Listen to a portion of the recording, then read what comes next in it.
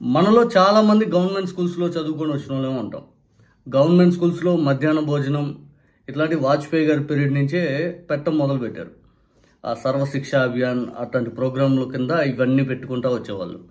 ఆ గవర్నమెంట్ స్కూల్స్లో భోజనం అనేది లావు అన్నం ఉండేది, అంటే తినలేము. అది ఎలా ఉంటుందంటే సాంబార్, నీళ్ళ సాంబారు, ఎగ్ అనేది బుధవారం అట్లా పెట్టేవాళ్ళు మేము చదువుకున్న రోజుల్లో. అవి తినలేకపోయేవాళ్ళం మేము.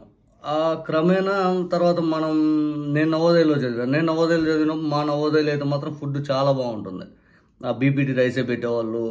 మాది సెంట్రల్ గవర్నమెంట్ ఇన్స్టిట్యూషన్ కాబట్టి మాకైతే మాత్రం బాగుండేది. అప్పుడప్పుడు కూడా కొంచెం ఏదైనా ఫుడ్ ఏదైనా ఇబ్బంది వచ్చినా ఎవరైనా ఇన్స్పెక్షన్ వాళ్ళు అధికారులు ఎవరైనా వస్తున్నారని తెలిసి ఇంకొద్దిగా బాగా చేసేవాళ్ళు.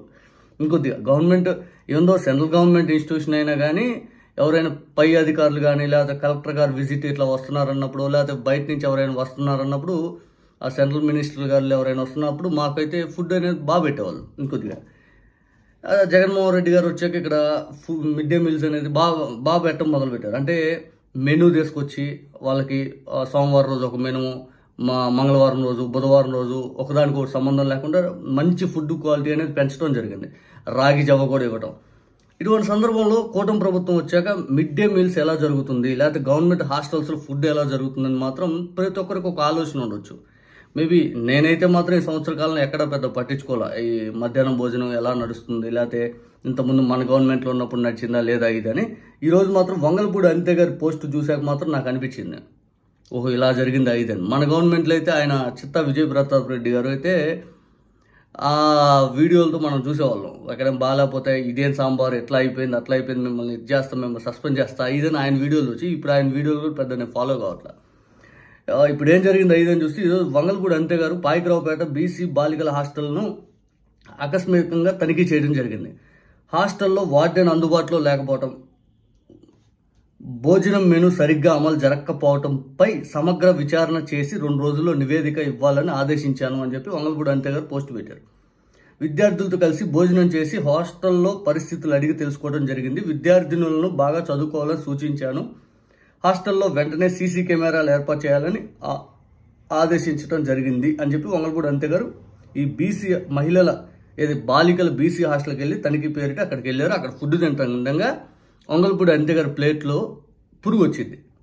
పురుగు చూసి ఇది నా ప్లేట్లోనే వచ్చిందని చెప్తారు. ఒకసారి చూడండి వీడియో, అదో చూపిస్తారు. వంగలపూడి అనిత గారు మళ్ళీ చూపిస్తాను. పక్కన గ్రీన్ కలర్ డ్రెస్ వేసుకున్నటువంటి పాప, ఆ బాలిక ఎవరైతే ఉన్నారో నవ్వుతారు. ఒకసారి చూడండి. అంటే దాని అర్థం రోజు ఇలాగే ఉంటుంది, కానీ దాని అర్థం మనం ఇక్కడ అర్థం చేసుకోవచ్చు.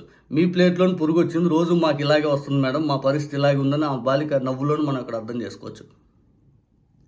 ఇక్కడ మనం అది అక్కడ అర్థం చేసుకోవచ్చు ఆ బాలిక నవ్వులోనే. వంగలపూడి అనిత గారు యాజ్ ఏ హోమ్ మినిస్టర్గా స్థానిక పాయకరావుపేట ఎమ్మెల్యే గారు ఆమె అక్కడికి ఒక తనిఖీ పేరిట వెళ్ళినప్పుడు అక్కడ స్కూల్కి సంబంధించినటువంటి లేదా ఆ బాలికల హాస్టల్కి సంబంధించినటువంటి వ్యక్తులు ఇంకొద్దిగా ఎక్కువ ప్రయారిటీ తీసుకొని పూర్తి స్థాయిలో ఇంకా బాగా చేసే కార్యక్రమాలు చేయాలి. కానీ ఎక్కడ చేయాల. ఏమే రాశారు, వార్డెన్ అందుబాటులో లేరు అంటే ఎమ్మెల్యే గారు లేదా మినిస్టర్ గారు నియోజకవర్గంలో పరిస్థితి, హోమ్ మినిస్టర్ గారి పరిస్థితిలో బాలికలకు వార్డెన్ దొరకలా. భోజనం మెనూ సరిగ్గా చేయడానికి అక్కడ పరిస్థితి ఎట్లా ఉందో మనం అక్కడ అర్థం చేసుకోవచ్చు. అక్కడ పూర్తి స్థాయిలో అసలు ఫుడ్లో పురుగులు వస్తుంటే ఎట్లా తింటారు? పక్కన ఉన్న బాలిక నవ్వులో మనం ఎన్ని అర్థాలు తీసుకోవచ్చు చూడండి. అదో మళ్ళీ చూడండి.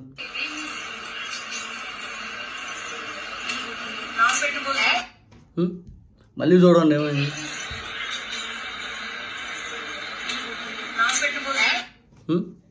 నాకు పెట్టిన భోజనంలోనే పురుగు వచ్చిందని చెప్పి ఇట్లా పురుగు పట్టుకొని చూపిస్తారు.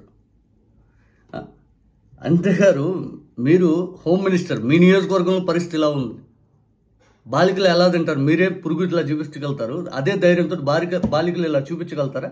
మా ప్లేట్లో ఇట్లా పురుగు వచ్చింది ఐదని. వాళ్ళని పూర్తి స్థాయిలో సంరక్షించాల్సిన బాధ్యత ఆ నియోజకవర్గ ఎమ్మెల్యేగా మీ చేతిలో ఉంది.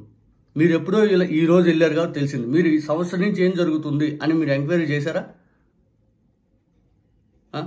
ఆకస్మిక తనిఖీ పేరిట మీరు వెళ్ళారు. కనీసం అక్కడ ఉన్న అధికారులు అయ్యో మా హోమ్ మినిస్టర్ గారు నియోజకవర్గం ఇది చేయబోతే ఎట్లా అయ్యిందని చెప్పి అక్కడ వార్డెన్ వెంటనే నియమించే కార్యక్రమాలు చేసుకుంటూ ఫుడ్ మెనూ సరిగ్గా అమలు చేసుకుంటూ పూర్తి స్థాయిలో హోమ్ మినిస్టర్ గారి నియోజకవర్గం 5 అని అనుకోవాలి కదా. దళిత బాలికల వాళ్ళందరూ నిజంగా ఆశ్చర్యం వేస్తుంది ఒకసారి చూస్తుంటే. మనం మళ్ళీ మాటలేమో కోటలు దాటిపోతూ ఉంటాయి. నారా లోకేష్ గారు అయితే మీకు ఎట్లా అది ఇది అని చెప్పి ఆయన ఇంకా అసలు ఎక్కలేని మాటలు అని చెప్పేస్తారు. ఆయన శాఖ పరిస్థితి. విద్యాశాఖ ఈ మధ్య చూస్తున్నాం కదా, ఎంసెట్ రిజల్ట్ వచ్చింది ఎప్పుడు, కౌన్సిలింగ్ జరగాల్సింది ఎప్పుడు, ఇంతవరకు లేవు. వీటి మీద డిబేట్ జరుగుతూ ఉంది బయట జనాల్లో. శాఖ ఏంది ఇంత లేట్ అవుతుంది, ఈ విద్యాశాఖ ఏంది ఇట్లా తయారైపోయింది అయితే అని.